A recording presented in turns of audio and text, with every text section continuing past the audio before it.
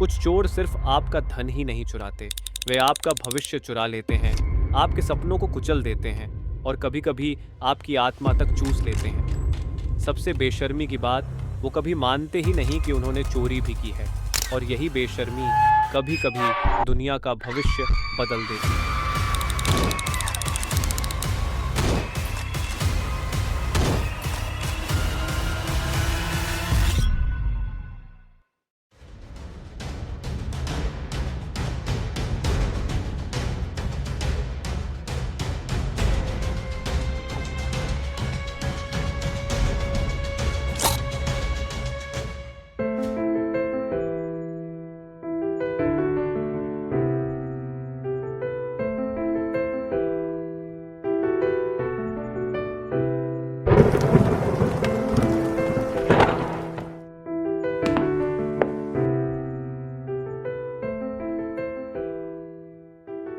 London की एक तंग गली और एक साधारण शक्ल सूरत और हैसियत का इंसान तेजी से चल रहा है। वह कंपनी के ऑफिस के गेट तक पहुंचा, डोर बेल बजी और गार्ड्स ने मुस्कुराकर उनका स्वागत किया। दरवाजा खुला और उस दुबले पतले तेज नजर वाले आदमी ने ऑफिस के अंदर कदम रखा। अंदर एक अजीब सी खामोशी थी, जैसे सब किसी का इंतजार कर रहे हों। सभी गहरी सोच में डूबे हुए थे। एक ऑफिसर टेबल पर वर्ल्ड मैप फैलाए बैठा था और बाकी लोगों को कुछ समझा रहा था। जैसे ही उसने उस दुबले पतले आदमी को देखा, उसकी आंखों में चमक आ गई। वो आदमी मिस्टर सर झुकाकर सभी का अभिवादन करता है और धीरे से एक कुर्सी पर बैठ जाता है। मुख्य अधिकारी, जिनके चेहरे पर गंभीरता साफ दिख रही थी, बोले, मिस्टर, जो काम हम आपको सौंपने जा रहे हैं वह असाधारण है और खतरनाक भी और शायद जानलेवा भी। क्या आप यह काम कर पाएंगे? मिस्टर की आंखों में कोई डर नहीं था, बस एक चमक थी, कुछ पाने की, कुछ कर दिखाने की। उसने हल्के से सिर हिलाकर सब कुछ स्वीकार कर लिया। अधिकारी ने नक्शा खोलते हुए समझाना शुरू किया। मिस्टर, आपको वहां से कुछ लाना है, लेकिन उन्हें संदेह नहीं होना चाहिए। अगर आप पकड़े गए तो जेल या मौत दोनों तय है। ये एक अत्यंत गोपनीय अभियान है। बाहर से कंपनी आपकी मदद करती रहेगी, लेकिन अंदर उस जगह पर आप बिल्कुल अकेले होंगे। आपको वहां कोई सहायता नहीं मिलेगी। अंत में वरिष्ठ अधिकारी ने गंभीर स्वर में कहा, मिस्टर, अगर आप सफल होते हैं तो इतिहास आपका नाम हमेशा याद रखेगा। आप ब्रिटिश साम्राज्य के अप्रतिम योद्धा माने जाएंगे। लेकिन अगर गलती से भी असफल हुए तो भूल जाइए कि आपने कभी हमारे लिए काम किया था। वो अधिकारी बोलते गए और मिस्टर बिना एक शब्द बोले ध्यान से सब सुनता गया। उसकी आंखों में एक चमक थी, कुछ पाने की, कुछ कर दिखाने की। खैर, डील अब पक्की हो गई थी। अब बारी थी हथियारों की, साजो सामान की। अधिकारी ने उनके सामने एक बक्सा रख दिया, जिसमें कुछ दस्तावेज, चांदी के सिक्के और एक नकली पहचान पत्र था। और सबसे अंत में वह हथियार जो खास तौर पर इस मिशन के लिए डिजाइन किया गया था, कपड़े से ढका हुआ, धीरे से उनके सामने लाया गया। आखिर किस तरह का हथियार था यह? क्या खास था इसमें? चांदी के सिक्के, गुप्त हथियार, क्या वह वैन हेल्सिंग था जो किसी मानव भेड़िए के शिकार पर जा रहा था? ये बातें तो आगे ही पता चलेंगी।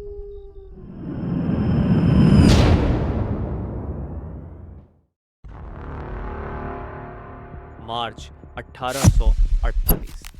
उसने लंदन से अपनी समुद्री यात्रा शुरू की और लगभग 4 से 5 महीनों में अफ्रीका के केप ऑफ गुड होप से गुजरकर वह भारत के कोलकाता पहुंच चुका था। अब इस मिशन के तार भारत से भी जुड़ना शुरू हो चुके हैं और यही इस कहानी का सबसे दिलचस्प मोड़ है। कोलकाता में उसने ईस्ट इंडिया कंपनी के अधिकारियों से मुलाकात की और कुछ समय आराम किया। आराम करने के बाद उसने अपने सामान को फिर से पैक किया और कोलकाता से उस अनजान जगह के लिए रवाना हो गया। लेकिन अभी तक वह कौन है, हमें नहीं पता। वह क्या करने वाला है, हमें नहीं पता। वह कहाँ जा रहा है, हमें यह भी नहीं पता।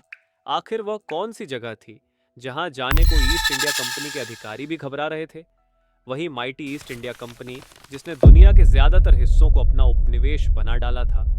अब शुरू होती है एक ऐसी कहानी जिसने दुनिया का स्वाद ही बदल दिया। एक ऐसा मिशन जो एक अजीब सी चोरी पर खत्म हुआ, और एक ऐसा आदमी जिसका नाम आज भी बहुत लोग नहीं जानते, लेकिन उसकी चुराई हुई चीज के साथ आज दुनिया के 3 अरब से भी ज्यादा लोग अपने दिन की शुरुआत करते हैं। उसका शिप बंगाल की खाड़ी से स्ट्रेट ऑफ मलक्का होते हुए 3 से 4 हफ्तों बाद हांगकांग के बंदरगाह पर खड़ा था। अब ये तो तय हो गया था वो चीन जा रहा है, लेकिन क्यों, ये हमें आगे ही पता चलेगा। जहाज ने वहां लंगर डाला और एक भारी बूट धीरे धीरे जमीन पर उतरा। खेल अब शुरू हो चुका था। मिस्टर आज चीन की धरती पर अपने मिशन का पहला कदम रख चुका था। अब हर कदम एक जंग होगी जो नफरत, लालच और जासूसी से लिखी जाएगी। एक विदेशी जासूस ने चीन की धरती पर अपनी पहली चाल चल दी थी और वो आने वाले महीनों में चीन के सबसे बड़े व्यापार को चुपचाप चुरा लेने वाला था। क्या चीन को अंदाजा भी था कि एक अंग्रेज उसकी सबसे कीमती दौलत पर नजर गड़ाए बैठा है? सवाल ये भी उठता है कि मिस्टर सबसे पहले हांगकांग ही क्यों गया।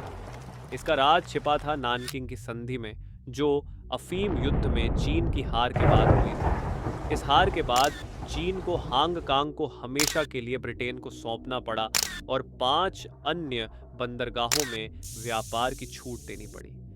हांगकांग मिस्टर के लिए एक सुरक्षित ठिकाना था, एक ऐसा बेस जहां से वो चीन के अंदरूनी हिस्सों में घुस सकता था।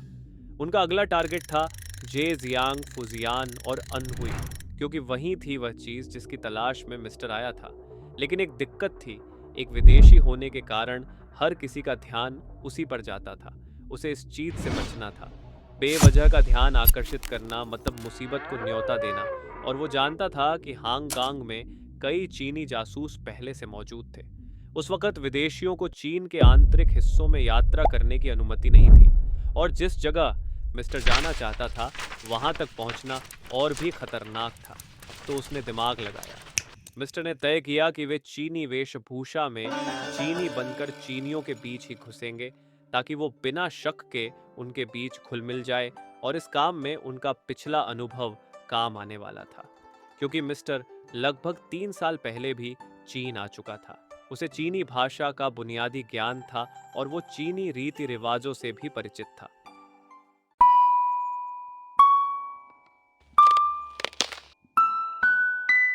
वो एक चाइनीज का वेश धारण करने वाला था ताकि उसकी असलियत छुपी रहे। उसने अपने लिए चाइनीज ड्रेस सिलवाई, बेसिक चाइनीज भाषा और कुछ जरूरी रिवाज सीखे। उसने चाइनीज आदत और बॉडी लैंग्वेज तक को प्रैक्टिस किया, जैसे खाने पीने का तरीका, अभिवादन की शैली, चलने का ढंग, बैठने और बात करने के हाव भाव। उसे पता था कि अगर जरा सी भी चूक हुई तो उसकी असलियत खुल सकती है। वो जानता था कि इस मिशन में परफेक्शन ही उसकी सबसे बड़ी ढाल है।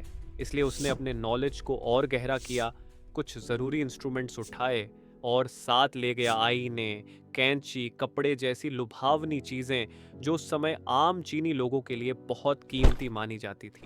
इनका इस्तेमाल वह लोकल लोगों का भरोसा जीतने के लिए कर सकता था, और अगर हालात बिगड़े तो ये चीज़ें रिश्वत की तरह भी काम आ सकती थीं।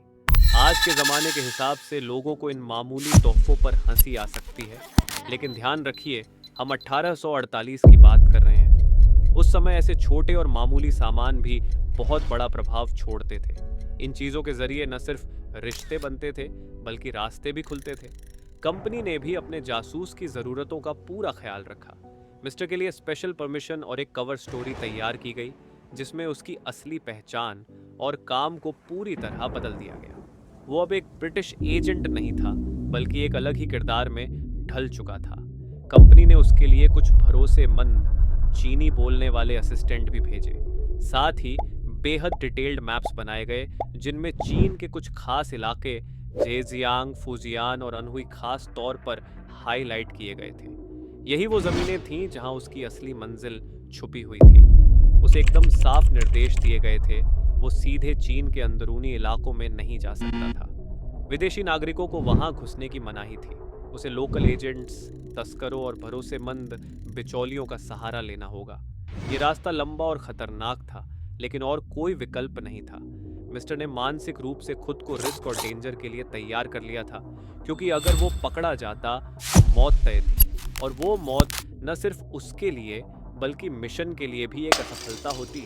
अब बारी थी भेष बदलने की। उसने चीनी पोशाक पहनी, अपने सिर के आगे के बाल मुंडवाए और पीछे एक नकली चोटी लगाई, जो उस वक्त के चीनी पुरुषों के लिए अनिवार्य मानी जाती थी। उसने बाल और आईब्रो को काले रंग से ढाई किया ताकि उसके यूरोपियन फीचर्स छिप जाएं। मिस्टर का यह एक बेहद प्रैक्टिकल स्टेप था ताकि भीड़ में कम से कम लोगों का ध्यान उसकी ओर जाए और शक की कोई गुंजाइश न रहे। अब उसकी पूरी पहचान बदल चुकी थी। अब वह मिस्टर नहीं था, वह था सिंहुआ, चीन की दीवार के पार सुदूर उत्तर से आया हुआ एक सम्मानित अमीर व्यापारी और विद्वान।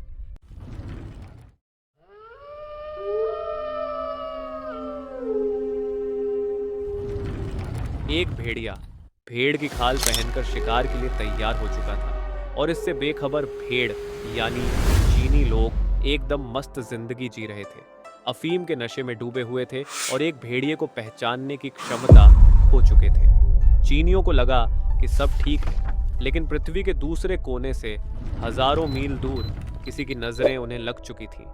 भेड़िया अब चीन के अंदरूनी इलाकों में कदम रख चुका था।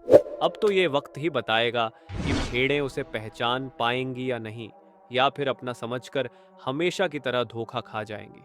उसका पहला पड़ाव शंघाई था, बहुत ही महत्वपूर्ण शहर, लेकिन शंघाई उसकी मंजिल नहीं थी। उसे तो और आगे जाना था। उसके मिशन का पहला केंद्र था झेजियांग, चीन का एक रिच कोस्टल सिटी, जो शंघाई से लगभग 150 से 200 किलोमीटर दूर था। लेकिन एक दिक्कत थी। 1840 के दशक में किंग साम्राज्य में विदेशियों के प्रति चीनी लोगों में गहरा अविश्वास था। प्रथम अफीम युद्ध और नानजिंग संधि के बाद, जिसमें चीन को अपमानजनक शर्तों पर हस्ताक्षर करने पड़े, स्थानीय लोग और अधिकारी विदेशियों को संदेह की नज़र से देखते थे।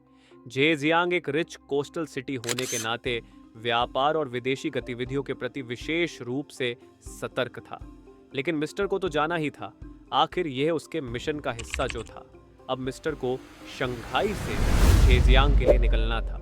एक अच्छी बात यह थी कि ये सभी इलाके ग्रैंड कैनाल जैसी जलमार्ग प्रणालियों से जुड़े हुए थे। नदियों और नहरों का यहाँ जाल था और नावों के सहारे यहाँ सफर संभव था। साथ ही नाव में वह चीनी अधिकारियों की नज़र से भी थोड़ा दूर ही रहता। मिस्टर ने किराए की एक छोटी नाव ली, जिसमें वह और उसके सहायक यात्रा करते थे। यह यात्रा धीमी थी, क्योंकि नहरों में नावें अक्सर रस्सियों से खींची जाती थीं या हवा के आधार पर चलती थीं। शंघाई से झेजियांग तक उन्होंने स्थानीय नाविकों की छोटी नावों का भी इस्तेमाल किया। रास्ते में उन्होंने कई बार नावें बदलीं और स्थानीय गांवों में भी रुके। नावें अक्सर भीड़भाड़ वाली और असुविधाजनक होती थी, लेकिन यह सबसे सुरक्षित और सबसे कम ध्यान आकर्षित करने वाला तरीका था। लगभग 5 से 7 दिनों में वह झेजियांग के सबसे बड़े शहर हांगझोउ में थे। जैसे ही उन्होंने हांगझोउ में कदम रखा, उन्होंने महसूस कर लिया, सूंघ लिया उस चीज को जिसके लिए वे 20,000 किलोमीटर दूर दुनिया के दूसरे कोने से आए थे। अब वह ज्यादा दूर नहीं था। मिस्टर की आंखें खुशी से चमक उठी और वह तेजी से अपनी मंजिल की ओर बढ़ चला। हालांकि सितंबर में झेजियांग का मौसम गर्म और उमस भरा होता था, जिससे नाव की यात्रा थकाऊ थी। लेकिन अब वह अपनी मंजिल से दूर नहीं था, इसलिए उसने थकान की परवाह नहीं की।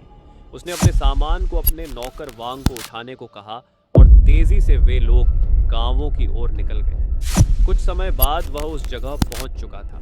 मिस्टर की आंखों में चमक थी और संतोष भी। अंततः वह उस चीज को देख और छू सकता था जिसके लिए वह 20,000 किलोमीटर दूर दुनिया के दूसरे कोने से इतनी मुश्किल यात्रा करके आया था, जिसके लिए उसने इतने पापड़ बेले, झूठ बोले, धोखाधड़ी की, बहुरूपिये बने। लेकिन ये तो बस शुरुआत थी, अभी तो बहुत खेल खेलना बाकी था। और मिस्टर अर्थात सिंहुआ इसके लिए तैयार था।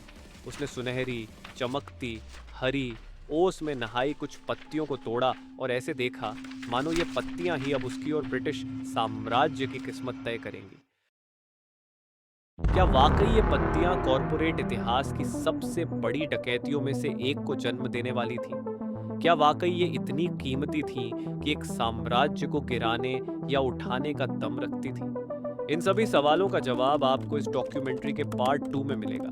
जल्दी ही मिलेंगे अगले हफ्ते इस वीडियो के नेक्स्ट पार्ट के साथ।